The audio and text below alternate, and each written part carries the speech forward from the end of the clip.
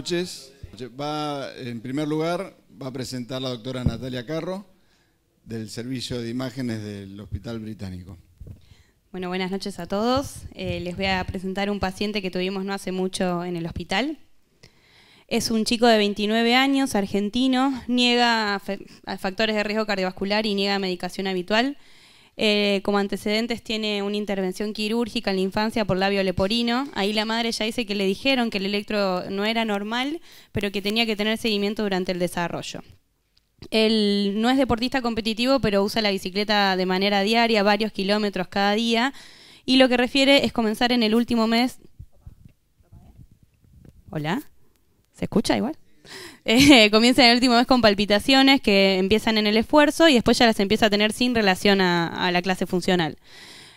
Con estos síntomas consulta, él es de Santa Fe, consulta en un centro allá donde le hacen estudios que se informan patológicos y se deriva al hospital para continuar con los estudios.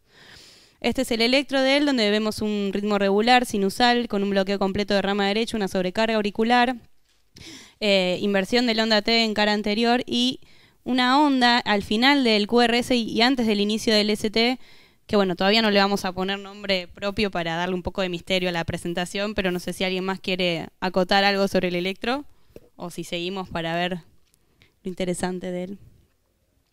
Esta es la placa con la que se lo conoce, tiene bueno, si bien está un poco rotada, tiene un franco aumento del índice cariotorácico y lo que se ve es un poco la sobrelevación de la punta de lo que es el ventrículo, sería el ventrículo derecho. Y bueno, y acá este es el apical 4 cámaras. Es un verdadero apical 4 cámaras y lo aclaro porque el operador que lo hizo dice que intentó de 1000 maneras poner el ventrículo izquierdo en el medio, pero la verdad que la dilatación severa de las cavidades derechas hacía que se desplazara totalmente las cavidades izquierdas y lo que vemos es un compromiso severo y la motilidad del ventrículo derecho con aumento de las trabeculaciones, dilatación también de la aurícula derecha. Acá el Doppler color para visualizar la insuficiencia tricuspidea, que era de grado moderado, que generaba un gradiente BDAD de 26 con una sistólica pulmonar de 31. La aurícula derecha francamente dilatada y una aurícula izquierda normal, las cavidades y la motilidad y la función del ventrículo izquierdo estaba conservada. Acá lo que vemos, volví a apretar mal, es la medición a nivel de lo que es el eje corto, a nivel de los grandes vasos, donde la medición del tracto de salida del BD indexado a superficie corporal era normal. Vemos también la medición de lo que es el implante de la válvula mitral hacia la válvula tricúspide, que indexada por superficie corporal le daba menos de 8 milímetros por metro cuadrado para tener como diagnóstico diferencial ante esta severa dilatación de cavidades derechas a la anomalía de Epstein. Y después, como anécdota, puse el TAPSE para que vean que el TAPSE estaba conservado, donde de hecho en la imagen se veía una buena excursión a nivel basal de la válvula tricúspide, pero que bueno, justamente no es reflejo de la función sistólica del ventrículo derecho en este paciente. Acá valoraciones a nivel del tisular del ventrículo izquierdo, que era un patrón normal, lo mismo en las velocidades a nivel de la aorta y el tracto de salida. Bueno, al paciente se le hace una resonancia cardíaca, donde acá lo que vemos es un corte axial. Bueno, primero seguir observando cómo todas las cavidades derechas están ocupando prácticamente toda la cara anterior del tórax, desplazando las cavidades izquierdas. El aumento de las trabeculaciones, y acá se ven como expansiones sistólicas que pueden ser pequeños aneurismas y francas disquinesias a nivel de lo que es el ventrículo derecho.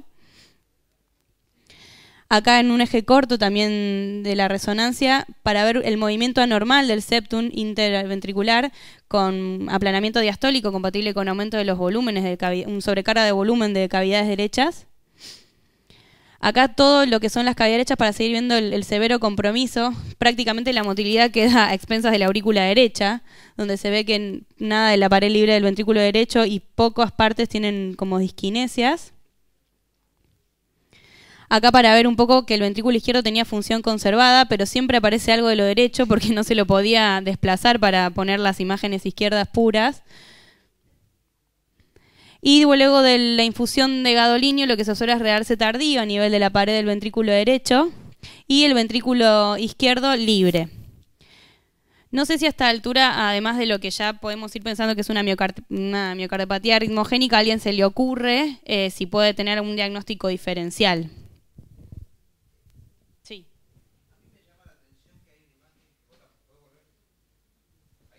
¿Está?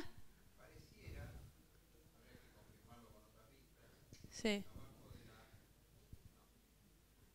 Que abajo de la aurícula izquierda ¿Está? hay una imagen vascular. Habría que ver si es la aorta, porque en la tomografía es más fácil, porque la tomografía en general no suma planos, pero la resonancia, uno de los temas es que cuando uno ve una imagen, a veces puede ser una imagen de otro plano, no sé si entiende, esa imagen. Pero yo lo primero que pensaría es el seno venoso coronario. Insisto, el principal diagnóstico diferencial si no es la aorta descendente. Pero si es el seno venoso coronario y es un seno venoso coronario dilatado, eso se puede ver en patologías derechas, en hipertensión pulmonar, pero lo primero que piensa son drenajes venosos anómalos. Sí, fue uno de los posibilidades. Sí. Yo no vi un drenaje venoso, pero si es el seno venoso coronario dilatado, si es, pues, insisto, habría que haber un 4 cámaras bajo. ¿Tenés un 4 cámaras?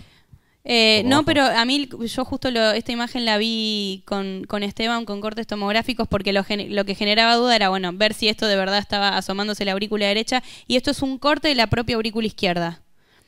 No sé, Esteban, si estoy diciendo bien. ¿Eso es aurícula izquierda? Sí.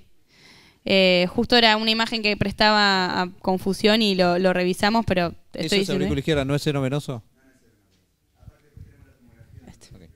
Okay. Ay, Esteban, te adelantaste.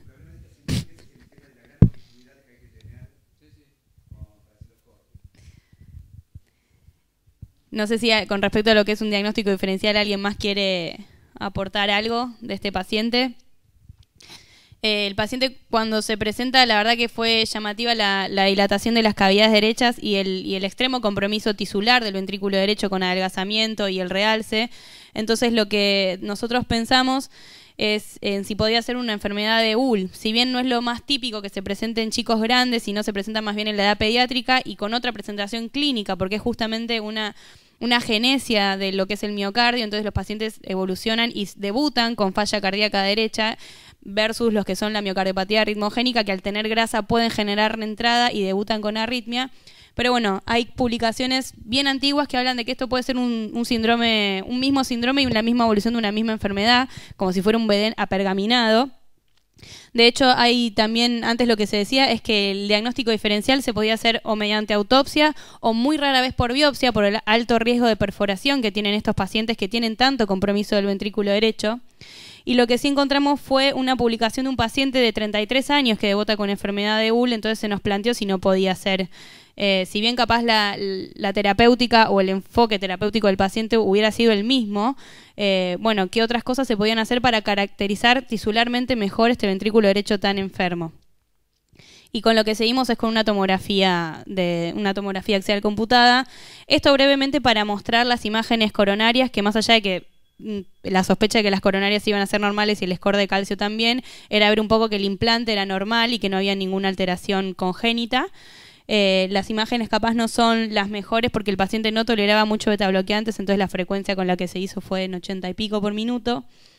Acá, bueno, la tomografía, al poder ser gatillada, también nos permite ver la significativa disfunción del ventrículo derecho con la buena función del ventrículo izquierdo.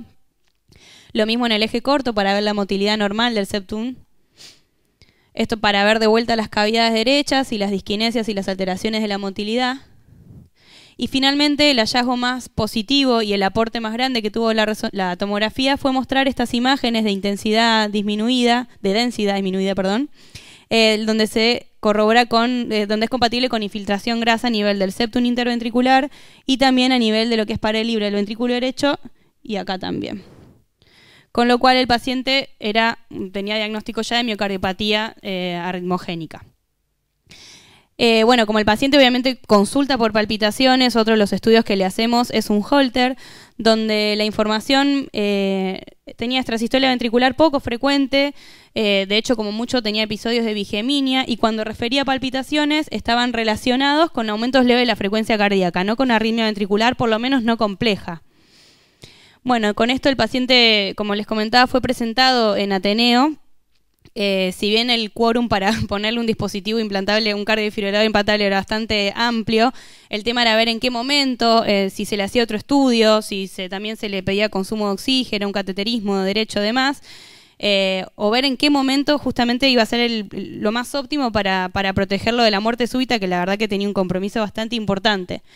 El paciente, como les dije, venía del interior, se estaba quedando en la casa de unos familiares Y bueno, no hay mal que por bien no venga, tuvo un síncope de alto riesgo estando en la casa de estos familiares, en la noche se levanta, sincopa sin prodromo, con pérdida de control de esfínteres y un episodio comicial, con lo cual el paciente es internado en unidad coronaria y se coloca el primer CDI subcutáneo del país en el hospital británico. Así que acá para mostrar un poco las imágenes para que vean el tamaño de lo que es el CDI subcutáneo.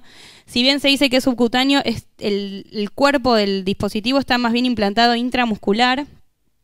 Y ven que acá se hace una incisión oblicua a nivel de lo que es el quinto espacio intercostal. El tamaño es tal que alcanza hasta el octavo espacio intercostal aproximadamente. Y se hace otra incisión acá a nivel del apéndice sifoides y sube paralelo al esternón hasta acá arriba. Y después, bueno, también lo que es importante recalcar de que este paciente por suerte era apto. Vino un proctor para evaluar a este paciente. Tiene que tener... Desde ya la indicación precisa en él era el alto riesgo de ruptura y perforación por el compromiso tisular importantísimo que tenía el ventrículo derecho, pero también tiene que ser un paciente que no vaya a requerir marcapaseo más adelante. Y por otro lado, que los vectores que presente sean aptos. Tiene que tener 2 de 3 vectores aptos para que este CDI lea la arritmia que puede tener y justamente la interceda. Que es un problema, por ejemplo, para pacientes con miocardiopatía hipertrófica, que son también pacientes jóvenes que pueden requerir estos dispositivos, que cuando tienen voltajes altos en las ondas T o en la R puede leer distinto y bueno, y tienen más riesgo de golpes espurios, ¿no? Brevemente, para hablar de lo que es el diagnóstico de la displasia o miocardiopatía ritmogénica del ventrículo derecho, hubo una revisión en el 2010 de la Task Force donde ya en el título nombra la diferencia entre displasia y cardiomiopatía, lo cual también es revisado en el 2012, donde ya directamente se lo presenta como una miocardiopatía ritmogénica. Pensar que en un principio, en 1994, cuando empiezan los criterios diagnósticos, se hablaba más de una displasia y cuando se hablaba de que podía afectar al ventrículo izquierdo, algunos lo consideraban como criterios de exclusión. Y hoy lo que se sabe es que si afecta al ventrículo izquierdo es de peor pronóstico y que es parte de la misma miocardiopatía. Como criterios a nivel de lo que son imágenes, le da mucha importancia a las alteraciones de la motilidad, tanto en el eco, en la resonancia y como mayores toma también a la angiografía, cosas que este paciente desde ya tenía. Pero lo que les mostraba es la medición del tracto de salida del ventrículo derecho estaba conservado en tamaño, pero como otros criterios mayores, tenía un severo compromiso de la función sistólica del ventrículo derecho evaluado por resonancia de 16%, también tenía muy afectado el cambio de área fraccional por ecocardiograma y un severo aumento del volumen de fin de diástole de 306 mililitros indexado por superficie corporal. 306, el chico tiene una superficie corporal de 2 metros, así que imagínense lo que era.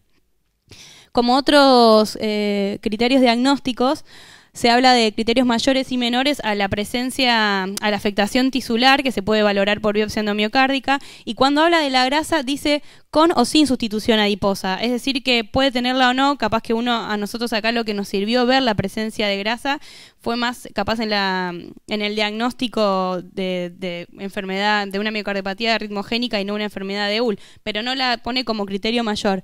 En el caso de nuestro paciente no se realiza la biopsia por el alto riesgo de perforación y porque la verdad que ya tenía criterios mayores de sobra para diagnóstico. A nivel de lo que es el electro, cuando hay presencia de bloqueo de rama derecha le resta un poco de especificidad al nivel de los diagnósticos. Si bien nuestro paciente tenía bloqueo completo de rama derecha, lo que sí tenía muy específico es la onda epsilon y el retardo de las fuerzas finales desde la onda R hasta el final del QRS. Y después, si bien no tenía taquicardia ventricular y no tenía antecedentes familiares de muerte súbita, cabe aclarar que el chico no tiene hermanos, pero sí se mandó a investigar a familiares de segundo grado. Y que de vuelta, si bien no tenía ni siquiera la cantidad de extrasistolia ventricular en el Holter y demás, el paciente ya tenía de sobra criterios diagnósticos para miocardiopatía arritmogénica y bueno, y desde ya la indicación para el implante del CDI. Entonces, como definitivo se toman 2 criterios mayores o 1 mayor y 2 menores. Borderline pueden ser 1 y 1 y posible con solo 1 mayor y 2 menores. Estos son los factores que están propuestos como en factores de riesgo para el aumento de muerte súbita. Fíjense que acá dice que están señalados en la literatura médica y que faltan estudios poblacionales para certificarlos, pero bueno, de vuelta a nuestro paciente creo que ya no cabían muchas dudas. Lo que él tenía, que fue lo último que incorporó, fue la historia de síncope. Tenía afección ventricular izquierda, no si podemos considerar a la afección del septum interventricular, que capaz es una de las partes que a lo último se afectan o que se mantienen indemnes en lo que es la miocardiopatía ritmogénica, que se presentó en una edad relativamente temprana, que tenía fracción de eyección del ventrículo derecho severamente deprimida, lo mismo que la dilatación del ventrículo derecho. Nada más, muchas gracias. El doctor Iván Constantín, del Sanatorio Finoquieto, nos va a presentar su caso. Bueno, vamos a presentar un caso clínico que también es relativamente reciente. Es un chico de 28 años que estaba internado en terapia intensiva por una fractura de columna dorsal con requerimiento de cirugía. El chico estaba parapléjico porque tenía lesión medular. Y le piden un ecocardiograma porque estaba desde hace 2 días con fiebre sin foco claro y una bacteriuria a cocos positivos que los terapistas interpretaron inicialmente como una posible bacteriemia oculta. Estas es las primeras imágenes del ecocardiograma transtorácico, donde se ve que los diámetros y la función del ventrículo izquierdo eran normales, la válvula mitral y la válvula aórtica no tenían reflujos y tenían buena apertura. Y cuando vamos al eje corto de grandes vasos, vemos que la válvula tricúspide prolapsa a la aurícula derecha y sobrepasa el plano del anillo y tiene un reflujo que parece significativo. Desde la vista de 4 cámaras se ve como hay tejido redundante que pasa el plano del anillo y genera un orificio regurgitante importante con un reflujo que parece significativo.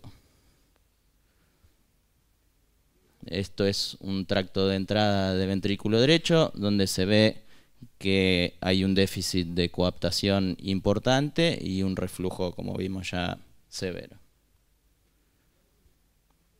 Desde la vista subsifoidea también se observa la válvula que impresiona Fleil con un reflujo que llena toda la aurícula y genera flujo reverso en las venas pulmonares, en las venas suprahepáticas, perdón, que se pone de manifiesto con el Doppler pulsado en la vena suprahepática, en el Doppler en el modo M color donde se ve el flujo sistólico. La vena contracta era de 11 milímetros, no había duda que era severo. Importante la forma del espectro de la insuficiencia tricuspidia, que tenía un pico bien protosistólico, esto también habla de la severidad, y el movimiento del septum, que tenía un movimiento paradójico en protodiástole. Entonces, ¿cuáles son los posibles diagnósticos diferenciales que se le ocurren? No sé si alguien quiere opinar.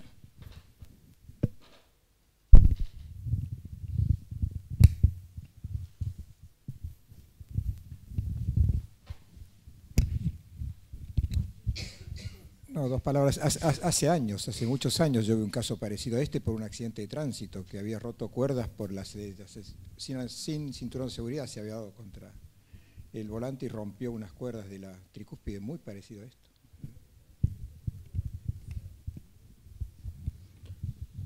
Bueno, nosotros nos planteamos básicamente 3 posibilidades.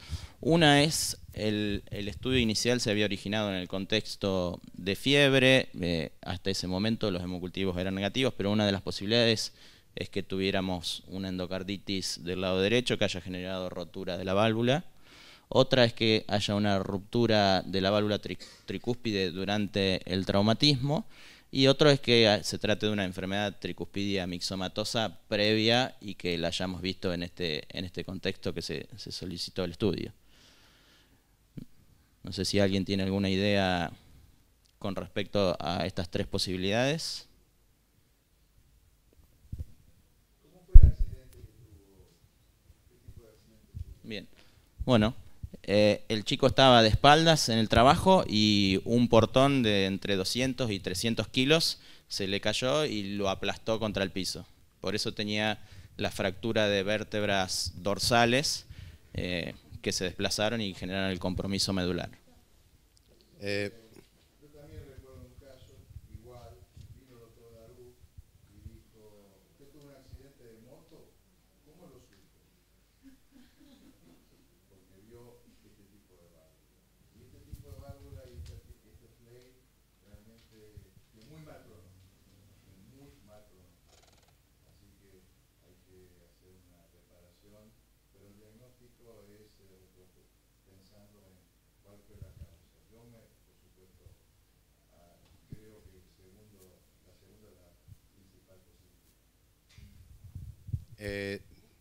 Sí, como para revisar un poquito el traumatismo, seguramente es la causa.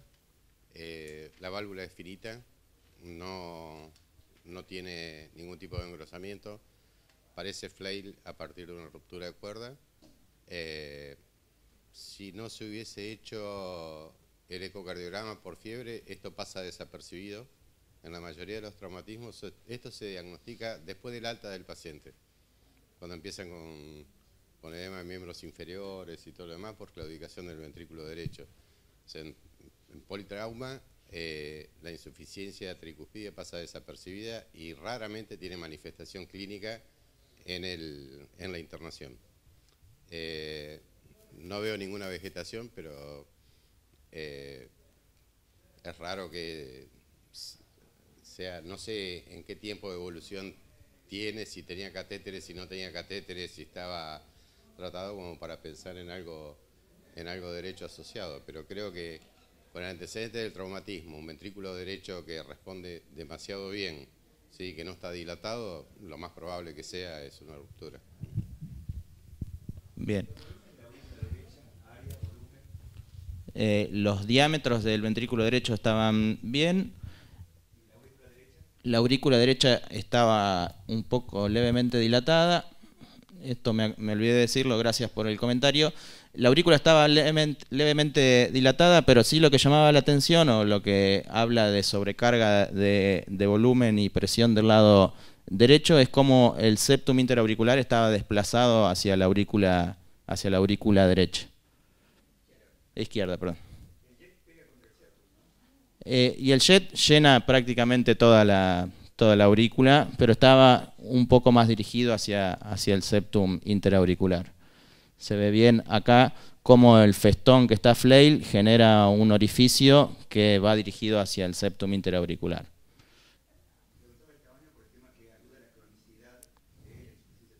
Bien. Dentro de los diagnósticos diferenciales nosotros hicimos un razonamiento parecido.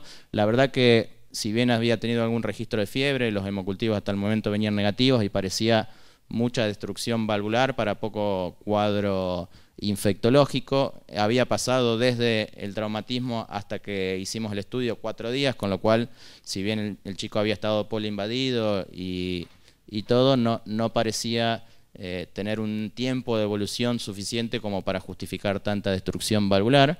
Si bien existe la enfermedad mixomatosa de la válvula tricúspide, en general se asocia a enfermedad mixomatosa también del lado izquierdo, cosa que este chico no tenía. La válvula mitral del otro lado era completamente normal. Y como decía el doctor, los tamaños de las cavidades derechas, si bien la aurícula estaba un poquito dilatada, el ventrículo derecho era normal. Eso hacía pensar que era algo más bien agudo. ¿Le pedirían algún otro estudio complementario? ¿Hace falta hacerle algo más?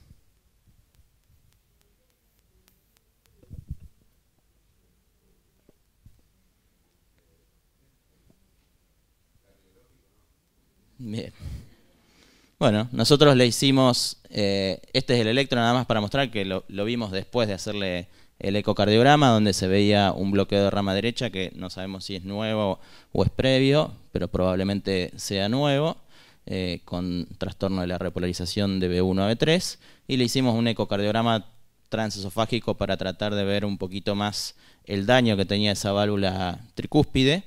Y lo que se ve en esta vista esofágica a 50 grados es un compromiso importante de la válvula y al menos una imagen redondeada que prolapsa a la aurícula derecha en sístole, y válvula, probablemente tejido valvular, flail, que pasa el plano del anillo y parece desprendido.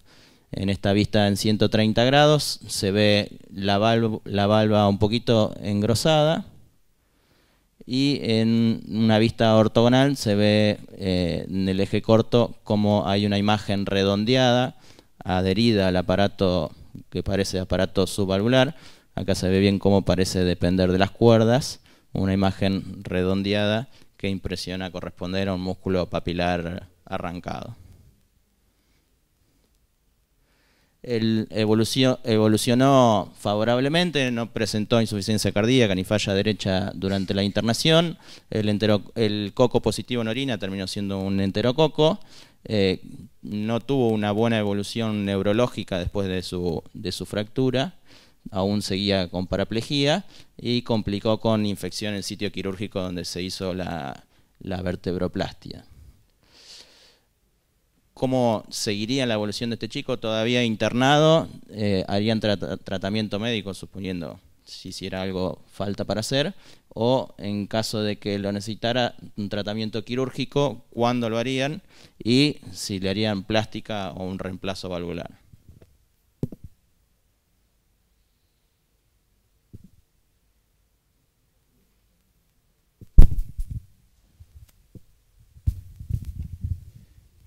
Habitualmente, si el paciente no tiene hipertensión pulmonar por alguna otra causa, se tolera bien del punto de vista clínico.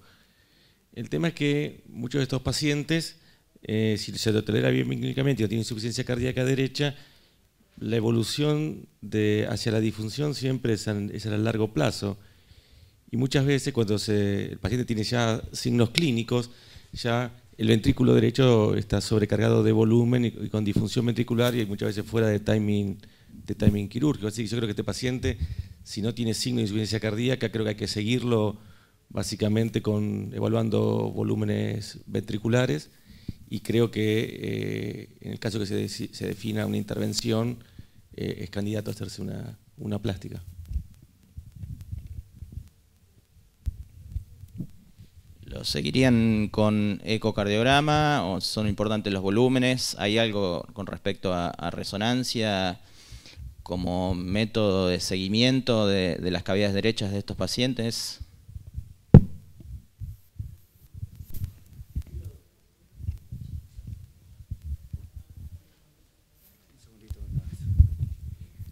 Uno, con respecto a, esto no es una insuficiencia tricuspidia que nació con 100 gramos de mixematosis y que va progresando en el tiempo y va deteriorando lentamente el ventrículo derecho. Esto es quizás algo estructural básico, muy pobre, pero que de golpe hace una insuficiencia tricuspidia significativa con ruptura de músculo o de cuerdas tendinosas. Yo creo que va a evolucionar peor de lo que uno cree de la evolución natural de una insuficiencia tricuspidia severa que ha ido progresando crónicamente. Creo que este paciente hay que seguirlo muy de cerca y creo que va a ser quirúrgico mucho más temprano que lo que estamos acostumbrados a las otras insuficiencias tricuspidias. Respecto, me parece muy prudente el tema de la resonancia para valorar los volúmenes del ventrículo derecho, porque no es lo mismo que el ventrículo derecho vaya disminuyendo progresivamente la función ventricular y aumentando los volúmenes, a usarlo en formas indirectas a través del TAPS, a través del Doppler tisular de la pared libre del ventrículo derecho. Creo que en este caso puntual la resonancia sería bastante útil para el seguimiento de la fracción de eyección y volúmenes. O un ecocardiograma 3D si la ventana fuera buena.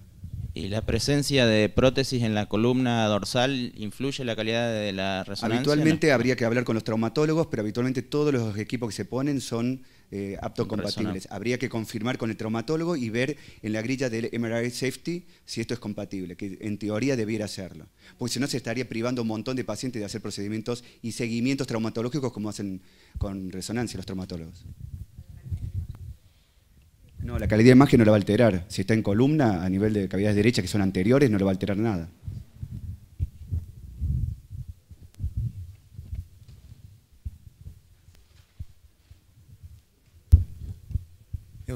Acá hay un dato que es muy interesante, que es la limitación que tenemos con los parámetros habituales que utilizamos para medir función de ventrículo derecho, en este caso especial. Tanto el TAPSE como la onda S del Doppler tisular y el acortamiento fraccional de área, que son en general los elementos que más digamos, nos orientan, están alterados por un incremento de precarga que le da la sobrecarga volumétrica. Entonces,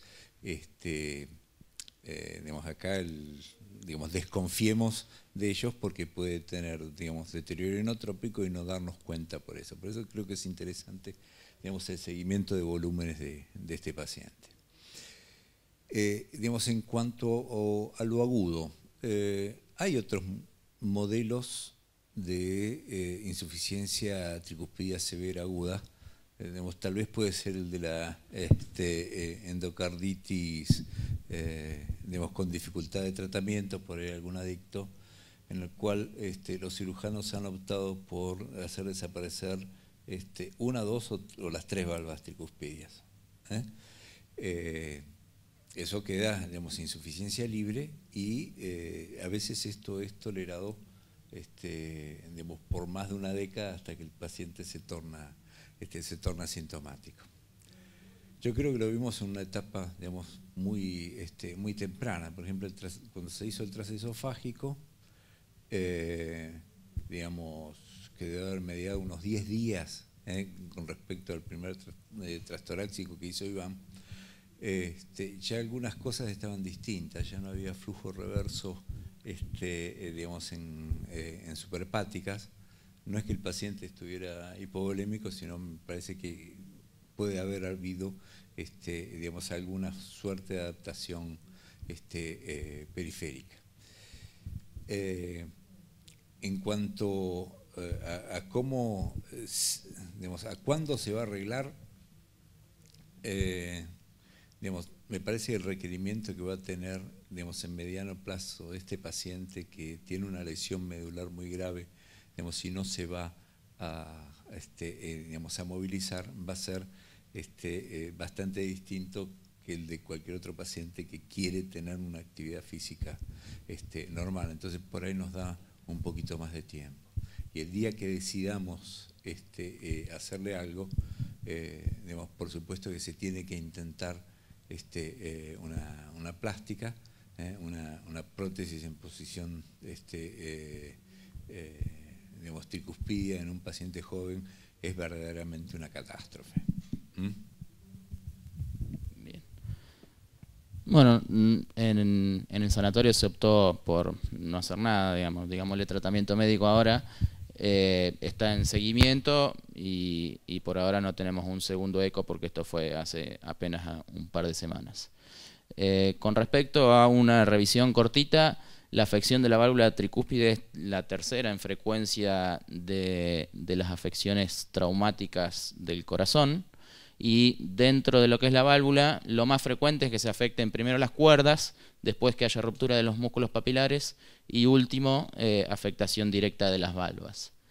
En general, el mecanismo más frecuente suele ser el aplastamiento, no tanto las desaceleraciones bruscas como la afección de la válvula aórtica. En este caso, el aplastamiento antero-posterior del tórax al fin de la diástole puede generar obstrucción de los vasos pulmonares y con la válvula tricúspide cerrada y el ventrículo lleno aumentar la presión y romper el aparato subvalvular de la válvula tricúspide. La realidad es que en la bibliografía no hay mucho reporte de datos, pero las series más grandes suelen tener 10, 15 pacientes. En general, como se comentó, el tiempo entre el diagnóstico y el traumatismo suele ser prolongado, puede llegar a ser de hasta años. Y lo que se dice tradicionalmente ya desde la década del 70, es un reporte de 3 casos que siguieron con radiografía de tórax, donde se vio que progresivamente fueron aumentando la silueta cardíaca, es que es una entidad que tiene una evolución benigna, ya que a estos pacientes los siguieron 40, 13 y 31 años y recién cuando se pusieron sintomáticos tuvieron la necesidad de intervención. Sin embargo, en el 2004 la Clínica Mayo publicó un seguimiento de pacientes con válvula tricúspide flail, que sería el de este caso, de las cuales la causa más frecuente fue el daño traumático no iatrogénico de las válvulas, porque muchas veces el biótomo en las biopsias endomiocárdicas puede romper la válvula y eso ya son otros pacientes. Y se vio que en el seguimiento la incidencia de eventos no es tan baja y que ajustada a la sobrevida de estos pacientes tienen peor pronóstico aún estando asintomáticos. Y siempre que se operan, una vez que la cavidad derecha se dilató, la evolución postoperatoria es peor, ¿sí? El problema es que, a diferencia de lo que vemos en la válvula mitral, que quizás tenemos puntos de corte de fracción de eyección o puntos de corte de diámetros de fin de sístole, en cavidades derechas no hay ningún punto de corte. Y las guías dicen que es razonable intervenir cuando el ventrículo derecho está dilatado, pero no se sabe qué valor ni qué volumen de ventrículo derecho es el que mejor predice los eventos. Fíjense, en muchas de las publicaciones, varios de estos pacientes, casi la mitad, fueron a reemplazo valvular, y sabemos que los reemplazos valvular del lado derecho no les va bien.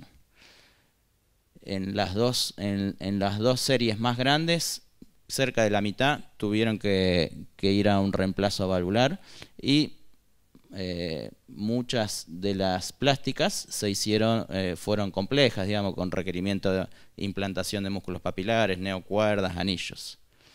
Entonces, yo lo que me pregunto un poco también es si esta probabilidad de plástica en el tiempo es así, y nosotros podemos esperar a los pacientes a que se pongan sintomáticos y operarlos en cualquier momento de la evolución, o si en realidad lo que se encontró en muchos trabajos es que esta válvula tricúspide con el pasar del tiempo se retrae y la posibilidad de hacerle la plástica es menor.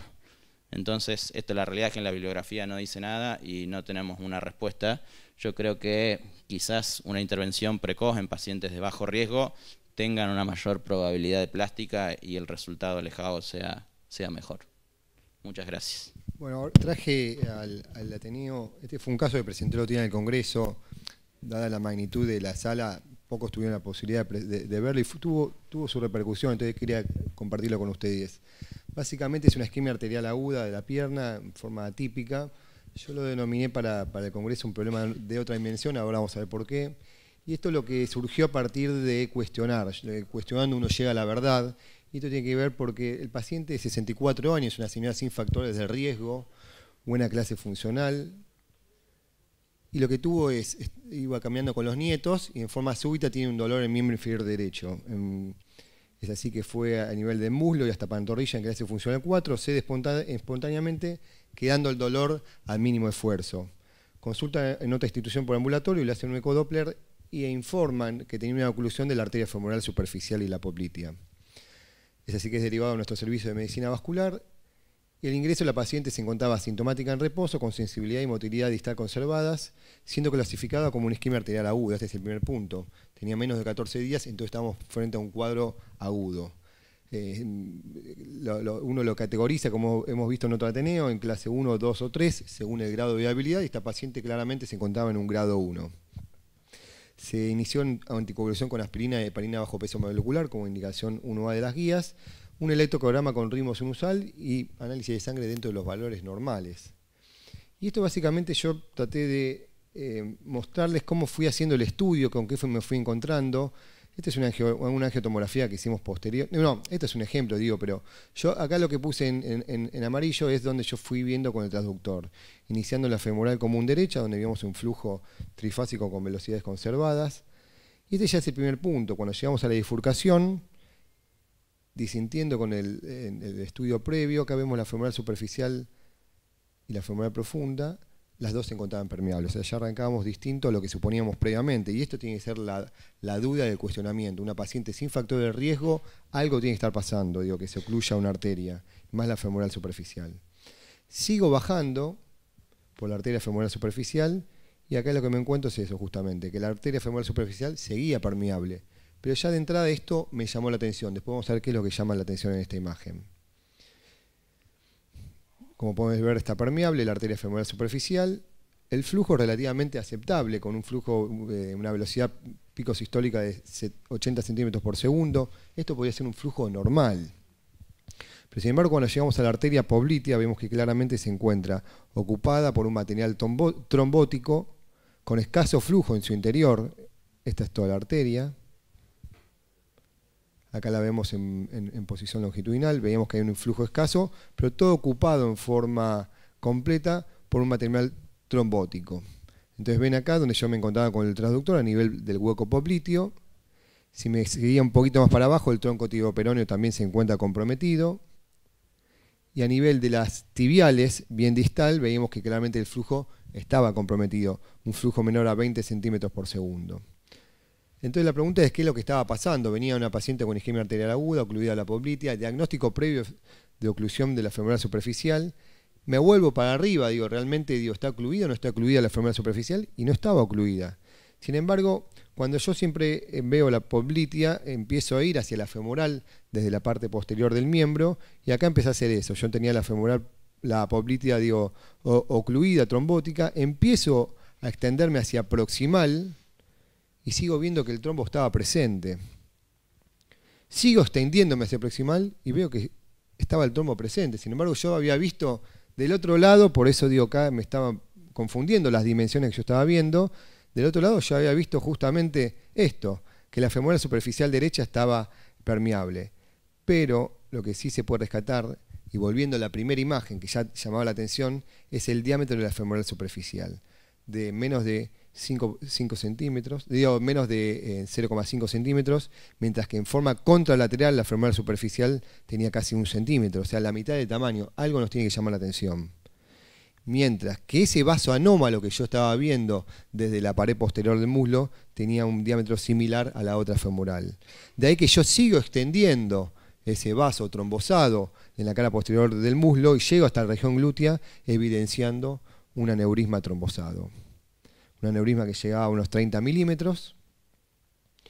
De ahí que decidimos hacer una angio-TC y que justamente confirma lo que habíamos visto. 2 o 3 puntos, acá tenemos el tronco de la ilíaca externa y la ilíaca interna. Llama la atención el diámetro de la ilíaca interna, normalmente es más importante el diámetro de la ilíaca externa, acá se invierte. Y miren el diámetro de la femoral superficial, cuando normalmente tendría que tener este diámetro. Entonces claramente estábamos frente a un vaso anómalo que salía de la ilíaca externa, digo, de la ilíaca interna, se extendía hacia el glúteo, que estaba trombosado, y en forma, acá lo pueden ver, casi no tiene flujo, pero en algunas zonas se puede encontrar flujo, se extendía y se continúa como poplitea. Acá está una reconstrucción de la angiotomografía, y acá está justamente el aneurisma popliteo casi totalmente trombosado. De ahí que se decide hacer una arteriografía en plan de plantear algún tipo de tratamiento endovascular, y lo que se puede ver es justamente lo que fuimos viendo por eco y por angiotomografía. Este vaso anómalo saliendo de la ilíaca interna y extendiéndose hacia el glúteo y extendiéndose hacia el muslo. Acá abajo a la izquierda podemos ver que se encuentra parcialmente ocluido con escaso flujo en su interior. Y de ahí que reinterrogando a la paciente dice, claro, hace años que yo sentía una sensación pulsátil cada vez que me sentaba en el glúteo. Entonces de ahí que la interpretación, la hipótesis, acá hubo un vaso anómalo con la compresión de sentarse durante toda la vida, mayor fricción, aneurisma, trombosis, isquemia arterial aguda. De ahí que el tratamiento que se plantea, hubo bastante discusión, por la escasa experiencia de todo tipo de personas. Hemos charlado con cirujanos vasculares de otros servicios y con cirujanos vasculares de otros países. Expectante, quirúrgico, endovascular. Esa fue la decisión. Digo, ¿qué se hacía? Se optó por un tratamiento endovascular buscando de alguna forma excluir a ese aneurisma que había de alguna forma trombosado al resto de la arteria, y se decidió el implante de coils a nivel local proximal al aneurisma. Entonces, de esta forma se pudo excluir el aneurisma y se pudo excluir, acá se puede ver que no está yendo flujo hacia ese vaso anómalo isquiático que se dirigía hacia el muslo. Se logró la oclusión completa de aneurisma en forma endovascular, múltiples coils, anulando el vaso trombosado al nivel del muslo y evitando que continúe la trombosis a nivel distal. Entonces la paciente no volvió a tener dolor en reposo, presenta claudicación. ¿Por qué? Porque de alguna forma lo que estaba irrigando a nivel infrapatelar era ese vaso anómalo. Ahora lo que se está buscando es que con actividad física y con rehabilitación recupere a través de neovascularización la irrigación a nivel infrapatelar. Y en seguimiento para evaluar si va a ser necesario o no un bypass fémoro-tibio-peroneo. Muchas gracias. Les quería comentar que el paciente que presenté el otro día finalmente se logró hacer la resonancia, no colocar el marcapasos todavía. Me llamó que está muy asténico y que probablemente el viernes. Y la resonancia, que no la conseguí porque me la informaron ayer, tiene una miocardiopatía hipertrófica. Para la próxima prometo traer las imágenes.